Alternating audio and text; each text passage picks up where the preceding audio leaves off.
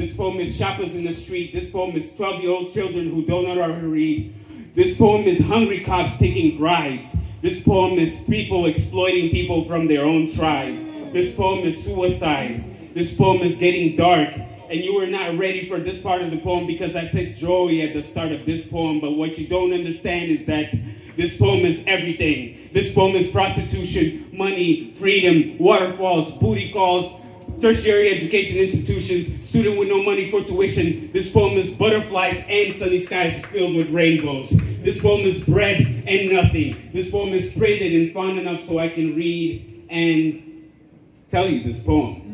This poem has you thinking, maybe I should be doing something else with my life, something better with my life instead of just sitting here reciting and listening to this poem. By the way, I wrote this poem years ago. And when I wrote this poem years ago, I mean, when I was writing down this poem years ago, I really wrote down, quote, I wrote this poem years ago.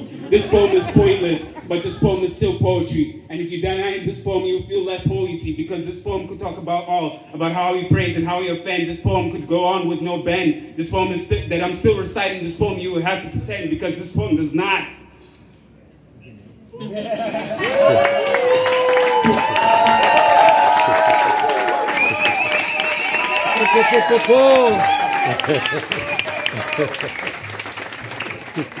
Estás feliz tu? Estás feliz?